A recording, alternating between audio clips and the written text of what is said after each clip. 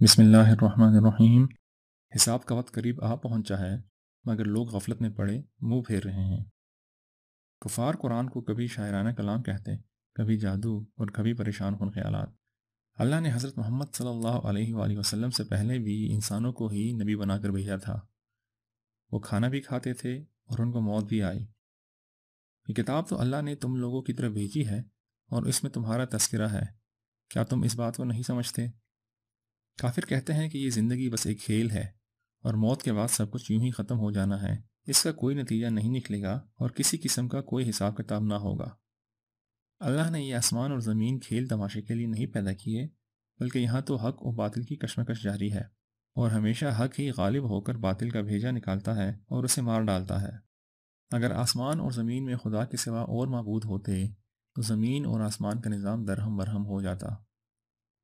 آپ سے پہلے جو بھی رسول ہم نے بھیجے تو ہر ایک کی طرف یہی وحی بھیجی کہ اللہ کے سوا کوئی معبود نہیں، تو تم صرف اللہ ہی کی عبادت کرو۔ کسی شخص کو ہم نے آپ سے پہلے ہمیشہ کی زندگی نہیں دی۔ بھلا اگر آپ صلی اللہ علیہ وآلہ وسلم فوت ہو جائیں گے تو کیا یہ لوگ ہمیشہ رہیں گے؟ موت کا ذائقہ ہر ایک نے چکھنا ہے۔ اللہ قیامت کے دن انصاف کا ترازو کھڑا کرے گا تو کسی شخص کی ذرا بھی حق تلفی نہ کی جائے گی۔ اگر کسی کا عمل رائی کے دانے کے برابر بھی ہوگا تو وہ اس کو لا حاضر کرے گا، اور اللہ سب کا حساب لینے کو کافی ہے۔ یہ لوگ کہتے ہیں کہ اگر تم سچے ہو تو قیامت کب آئے گی؟ کاش یہ کافر اس وقت کی سختی کو آج محسوس کر لیں جب وہ نہ ہی اپنے چہروں سے دوزخ کی آگ کو روک سکیں گے، نہ ہی اپنی پیٹھوں سے، اور نہ ہی ان کی مدد کرنے والا کوئی ہوگا۔ کیا اللہ کے ذکر سے منہ موڑنے والے یہ نہیں سوچتے کہ جن سے یہ اللہ کے سوا مدد مانگتے ہیں وہ تو اپنی حفاظت بھی نہیں کر سکتے؟ اللہ نے ان ظالموں کو اور ان کے باپ دادا کو لمبی مدت تک آسائشیں بخشی ہیں، یہاں تک کہ آسائشوں کی زندگی میں ان کی ساری عمر بسر ہو گئی۔ کیا یہ نہیں دیکھتے کہ اللہ ان پر زمین تنگ کرتا آ رہا ہے؟ حضرت ابراہیم علیہ السلام نے اپنے باپ اور اپنی قوم کو بتوں کی پوجا سے روکا اور کہا، خدا کی قسم میں تمہارے بتوں کی درگت بنا دوں گا۔ چنانچہ جب وہ لوگ اپنا تہوار منانے شہر سے باہر چلے گئے تو آپ نے بت خانے میں گھس کر بتوں کو توڑ دیا اور صرف سب سے بڑے بت کو رہنے دیا۔ جب لوگ واپس آئے تو اپنے ٹوٹے ہوئے بت دیکھ کر پریشان ہوئے۔ جب ابراہیم علیہ السلام سے پوچھا تو آپ علیہ السلام نے فرمایا، جاؤ جا کر بڑے بت سے پوچھو، تو انہوں نے کہا کہ یہ تو بولتے ہی نہیں۔ ابراہیم علیہ السلام نے فرمایا کہ افسوس تم پر اور تمہارے بتوں پر۔ جب وہ لاجواب ہو گئے تو کہنے لگے، ابراہیم علیہ السلام کو آگ میں ڈال کر جلا دو۔ آپ علیہ السلام کو آگ میں ڈالا گیا، مگر آگ نے آپ کو نہ جلایا بلکہ وہ اللہ کے حکم سے ٹھنڈی اور سلامتی والی ہو گئی۔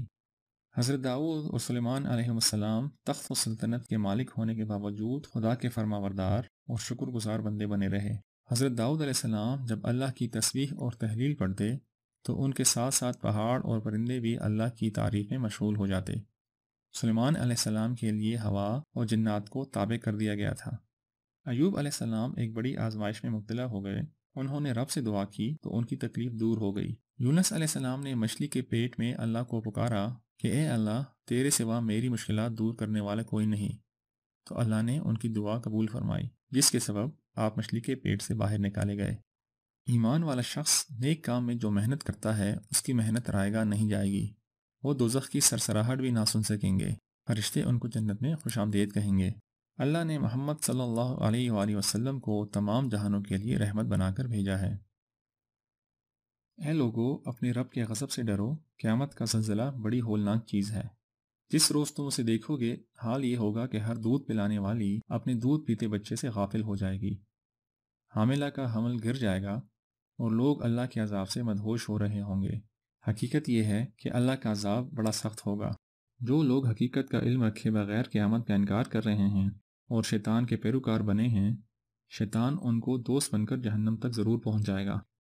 تم غور کرو کہ کس طرح تم ماں کے رحم میں ایک پانی کا قطرہ تھے، پھر مختلف ادوار سے گزرنے کے بعد تمہیں پیدا کیا، پھر تم جوان ہوئے، پھر کوئی جوانی میں مرا اور کوئی بوڑھا ہوا، پھر دیکھو تمہارے سامنے پانی برسا، زمین میں پانی کی بدولت خوش منظر باغات اگ آئے۔ ان مثالوں پر غور کرو اور سمجھو کہ قیامت آئے گی اور مردے زندہ ہوں گے۔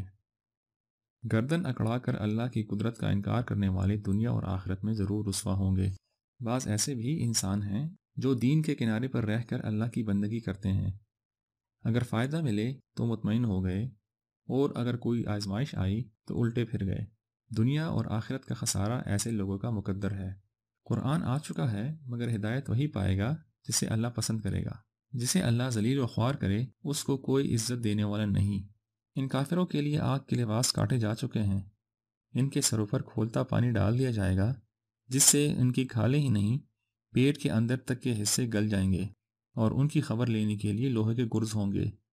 جب یہ جہنم سے نکلنے کی کوشش کریں گے پھر اسی میں دھکیل دیے جائیں گے، اور ان سے کہا جائے گا کہ اب جلنے کی سزا کا مزہ چکھو۔ ان کے مقابلے میں ایمان لانے والے شاہانہ لباس زیب تن کے جنت میں عیش کر رہے ہوں گے۔ ہر امت میں قربانی رائج رہی ہے۔ قربانی کا مقصد یہی ہے کہ تم اللہ واحد کے فرما بردار بن جاؤ، اور عاجزانہ روش اختیار کرنے والوں کے لیے خوشخبری ہے۔ قربانی کا گوشت خود بھی کھاؤ اور ناداروں کو بھی کھلاؤ۔ قربانی خالص اللہ کی رضا کے لیے کرو۔ اللہ کے ہاں نہ ان کا گوشت پہنچتا ہے نہ خون، بلکہ تمہارے دلوں کا تقویٰ پہنچتا ہے۔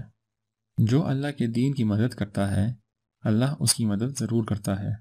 قیامت کے روز بادشاہی اللہ ہی کی ہوگی، اور وہی لوگوں کے درمیان فیصلہ کرے گا۔ جن لوگوں نے اللہ کی راہ میں ہجرت کی پھر مارے گئے یا مر گئے، اللہ تعالیٰ ان کو اچھی روزی دے گا۔ اے لوگوں، ایک مثال غور سے سنو۔ جن کو تم پکارتے ہو اللہ کو چھوڑ کر وہ ایک مکھی بھی نہیں بنا سکتے اگرچہ سب اکٹھے ہو جائیں، اور اگر مکھی ان سے کوئی چیز چھین لے تو وہ اسے چھڑا نہیں سکتے۔ کتنا کمزور ہے مانگنے والا اور کتنا ہی کمزور ہے جس سے یہ مانگ رہے ہیں۔ دراصل ان لوگوں نے اللہ کی ایسی قدر نہیں کی جیسی کرنی چاہیے تھی۔ بس نماز پڑھو اور زکوٰۃ دو۔ اللہ کی رسی کو مضبوطی سے پکڑو، وہ اچھا دوست اور خوب مددگار ہے۔